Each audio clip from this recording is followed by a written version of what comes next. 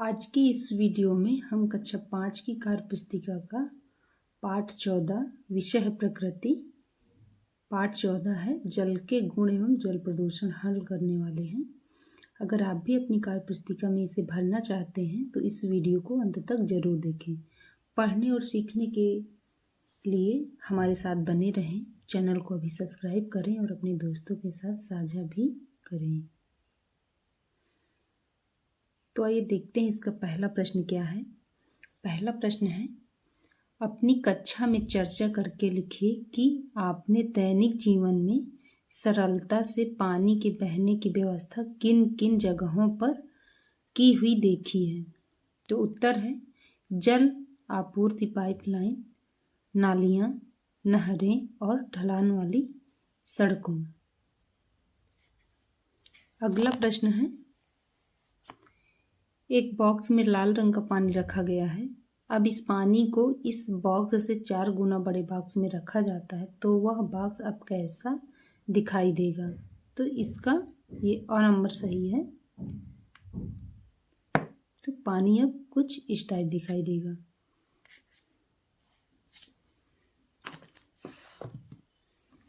अगला प्रश्न है,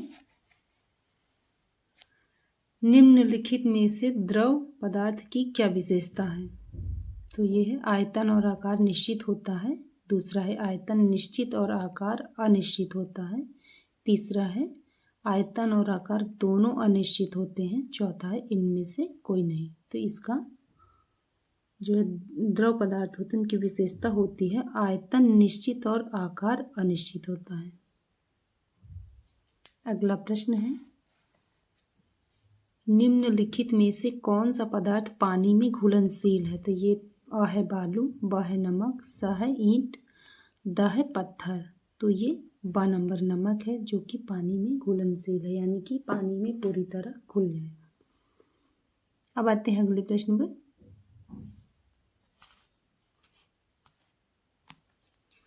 अगला प्रश्न है हमारा, आपकी कक्षा में की गई गतिविधि के आधार पर पानी में विलेय तथा अविलेय वस्तुओं के नाम बॉक्स में लिखिए।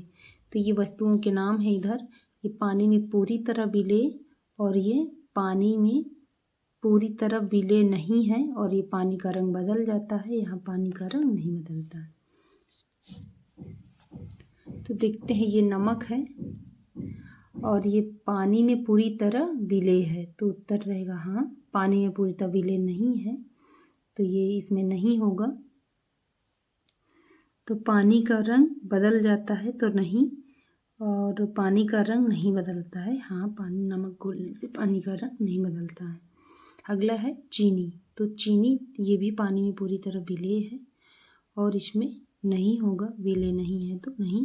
पानी का रंग बदल जाता है तो चीनी में भी पानी का रंग नहीं बदलता है और पानी का रंग नहीं बदलता है तो इसमें हाँ हो जाएगा। अगला है हल्दी। तो हल्दी ये पानी में पूरी तरह विलेय नहीं है और ये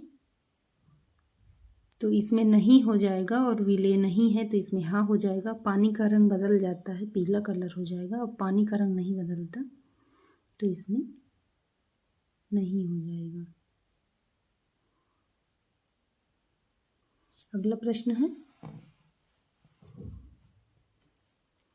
पानी से भरे हुए एक गिलास में 5 चम्मच चीनी डालने पर वह घुल जाती है, क्यों। चीनी पानी में इसलिए घुल जाती है क्योंकि पानी के अणुओं के बीच खाली स्थान होता है जिसमें चीनी के कण समा जाते हैं, इसलिए चीनी पानी में घुल जाती है।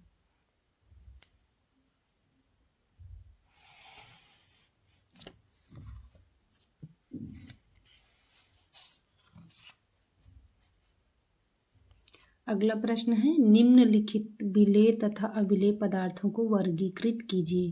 तो यहाँ पे ये दिया गया है मिट्टी का तेल, चीनी, दूध, नमक, उबले हुए चने, कांच, चूना, चौक, साबुन, मोम, चाय की पत्ती, हल्दी, कॉफ़ी, बेकिंग सोडा, चावल, आटा, घी, नींबू का रस, गुड़। अब इन्हें हमें अलग अलग लिखना है कि विलेय पदार्थ और अविलेय पदार्थ में अलग अलग करके इसको यहाँ लिखना है।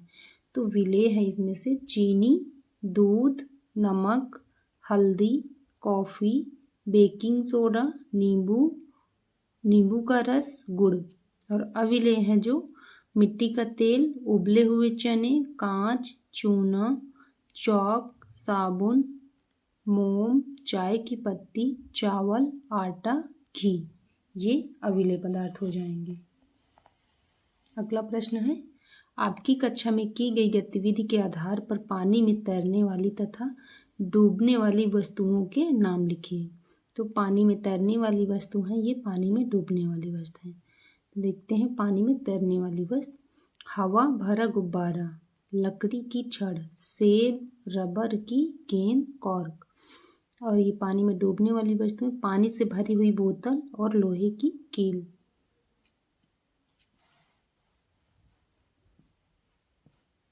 अगला प्रश्न है, निम्नलिखित वस्तुओं को पानी में तैरने वाली तथा डूबने वाली वस्तुओं में वर्गीकृत कीजिए। पानी से भरी हुई प्लास्टिक की बोतल, लकड़ी की छड़, सेब, हवा भरा हुआ बैलून, खाली गुब्बारा, खाली प्लास्टिक की बोतल, लोहे की कील, रबर की गेंद, कॉर्क। इनको पानी में तैरने वाली वस्तु और पानी में डूबने वाली वस्तु में अलग अलग लिखना है हमको।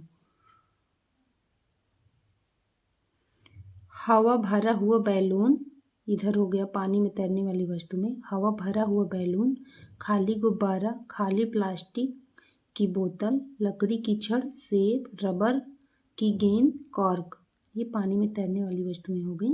और पानी में डूबने वाली वस्तु, पानी से भरी हुई प्लास्टिक की बोतल और लोहे की कील। यदि हवा से भरे हुए गुब्बारे को पानी में डुबाना हो तो क्या किया जा सकता है? उत्तर है, गुब्बारे को हाथ से जोर लगाकर पानी के अंदर दबाना होगा। अगला प्रश्न है, नीचे दिए गए चित्र 1 व 2 में कोमल के गांव को चित्र 1 में पहले और चित्र 2 में बाद को दर्शाया गया है। तो देखकर बताइए कि उसके गांव की परिस्थिति ऐसी कैसी हुई होगी। उत्तर है, फैक्ट्री और मानवीय हस्तक्षेप के कारण गांव की ऐसी स्थिति हुई होगी।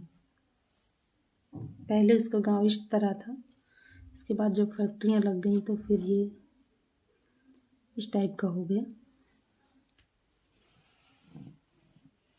अगला प्रश्न है, नीचे दिए गए चित्र को देखकर बताइए कि मनुष्यों को किन किन गतिविधियों के कारण जल प्रदूषण होता है। तो ये जो चित्र है इसको देखना है। तो धुआं, पानी में मिलना, कपड़े धोना, नहाना और अन्य घरेलू गंदा पानी बहाना। अगला प्रश्न है, अपनी कक्षा में चर्चा करके बताइए कि जल प्रदूषण को रोकने के लिए क्या क्या करना चाहिए। इसको नोटबुक में लिखना भी है, जैसे कि कचरा ना फेंके, ऐसे करके।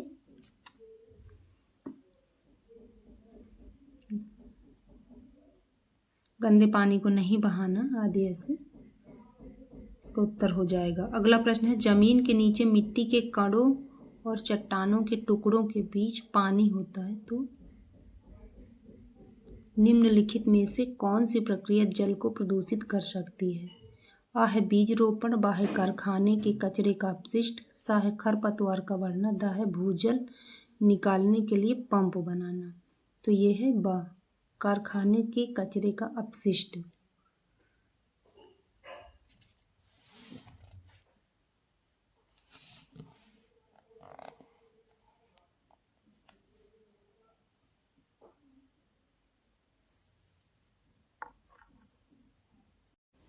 अगला प्रश्न है, मलेरिया और डेंगू किस मच्छर के काटने से होता है?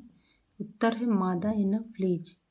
और मादा एनाफ्लीज से मलेरिया होता है और एडीज से डेंगू होता है। अगला प्रश्न है, किन जगहों पर लोगों में मलेरिया होने का डर अधिक होता है? तो पहला है, जहाँ गंदगी होती है वहाँ रहने वाले लोगों को, कारखानों के आसपास रहने वाले लोगों को, जल जमाव के पास रहने वाले लोगों को। तो इसका उत्तर है उपरोक्त सभी, यानी कि द नंबर, इसमें सभी ऐसी जगह पर रहने वाले को, सभी को मलेरिया होने का डर रहता है। और अगला प्रश्न है टाइफाइड किससे फैलता है। तो टाइफाइड है ये दूषित जल और भोजन से फैलता है। अगला प्रश्न है नीचे दिए गए लक्षणों में से कौन से टाइफाइड के लक्षण हैं। ठंड लगती है, पैर में दर्द होता है, बुखार आता है, पेट के ऊपर और शरीर के अन्य भाग में फफोले पड़ जाते हैं। तो इसमें से पहला ठंड लगती है और तीसरा बुखार आ जाता है और पेट के ऊपर और शरीर के अन्य भाग में फफोले पड़ जाते हैं। तो ये टाइफाइड के लक्षण हैं। तो इसमें से हमारा अ नंबर सही है।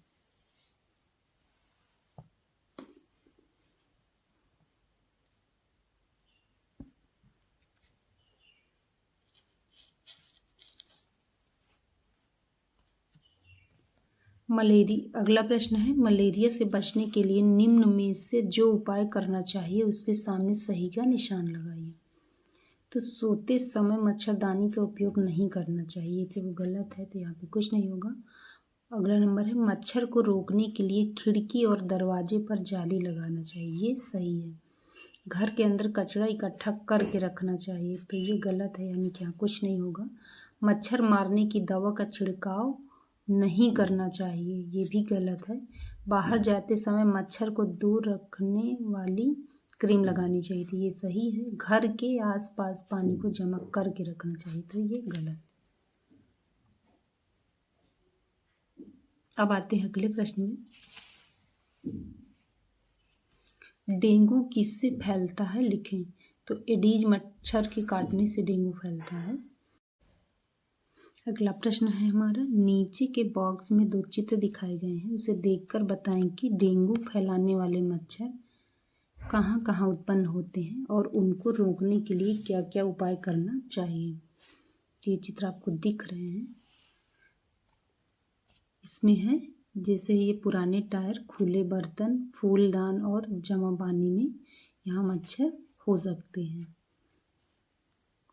तो ये इनको क्या करना चाहिए, हमें पानी जमा ना होने दें, खाली बर्तन या टायरों को पलट कर रखें और साफ सफाई रखें।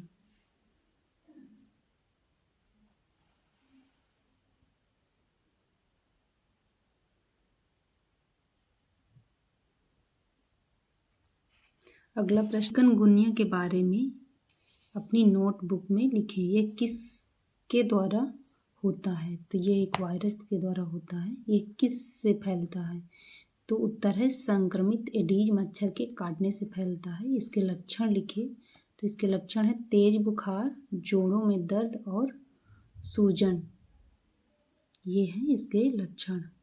और इसके रोकथाम के लिए क्या करना चाहिए। तो इसके रोकथाम के लिए मच्छरदानी का प्रयोग करें और पानी जमा न होने दें।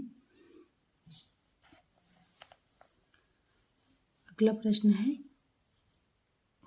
कॉलरा यानी कि हैजक कैसे होता है। तो दूषित भोजन और पानी से कॉलरा होता है। तो कॉलरा या हैजा बीमारी के सही लक्षणों पर निशान लगाइए। तो इसके लक्षण क्या है, पतली दस्त होती है और बार बार बेहोश होना, उल्टी और पतली दस्त होती है, सिर में दर्द होता है, अधिक घबराहट होती है, तेज बुखार होता है। तो इसमें है पतली दस्त होती है, 1 नंबर सही है। और ये उल्टी और पतली दस्त होती है, 3 नंबर सही है। अगला प्रश्न है कॉलरा यानी कि हैजा से बचने के उपायों को अपनी नोटबुक में लिखें। तो क्या करना चाहिए, इनके उपाय क्या है इससे बचने के। तो पानी को उबाल कर पीना और साफ सफाई रखें, दूषित भोजन ना करें, ये सब इनके उपाय हैं कॉलरा से बचने के। और अगला प्रश्न है महेश और सुरेश चले जा रहे थे। अचानक सुरेश ने कहा कि इस क्षेत्र में बीमारी हमेशा होती है। उसने यह बात किस आधार पर कही होगी। तो गंदे पानी या अस्वच्छता के आधार पर, या गंदगी रही होगी, या तो पानी गंदा कहीं जल भरा हो रहा होगा तो उसको देखते हुए उन्होंने ऐसा कहा। तो अगला प्रश्न है, मुकेश को यात्रा के समय भूख लगती है, उसे नाश्ता करने की इच्छा होती है। आगे जाकर उसे उसका मनपसंद नाश्ता मिल रहा था, लेकिन मुकेश ने उस जगह पर नाश्ता करना उचित नहीं समझा। मुकेश को भूख लगने के बावजूद उस जगह नाश्ता करना अच्छा क्यों नहीं लगा होगा?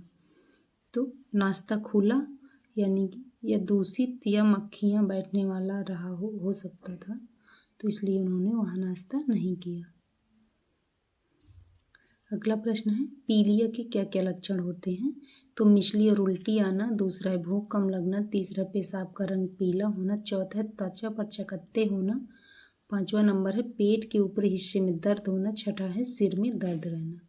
तो पीलिया के लक्षण क्या है? इसमें से मिचली और उल्टी होना एक नंबर, और भूख कम लगना दूसरा, तीसरा है पेशाब का रंग पीला होना तीसरा, और पांचवा है पेट के ऊपरी हिस्से में दर्द होना।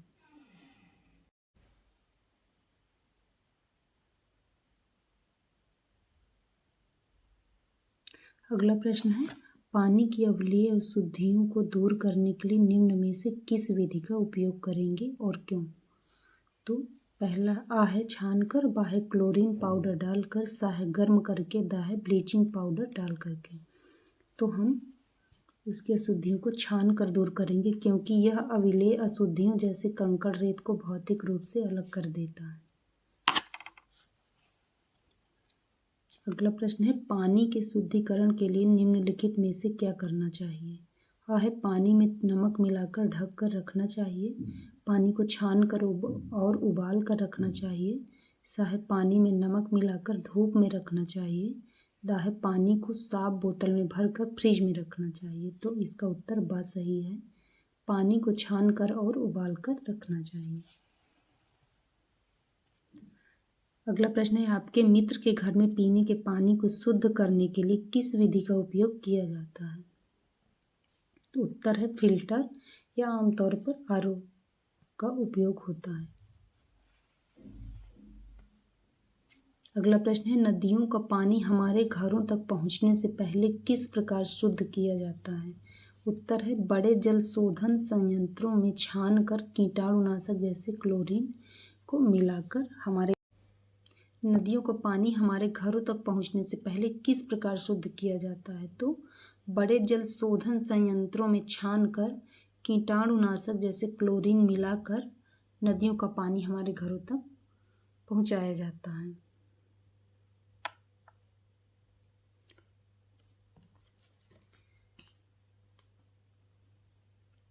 हमने पार्ट 14 पूरा कर लिया है। मुझे उम्मीद है कि आपने भी इसे अच्छे से समझ लिया होगा। अगले पार्ट के लिए हमारे साथ जुड़े रहें और चैनल को सब्सक्राइब जरूर कर लें।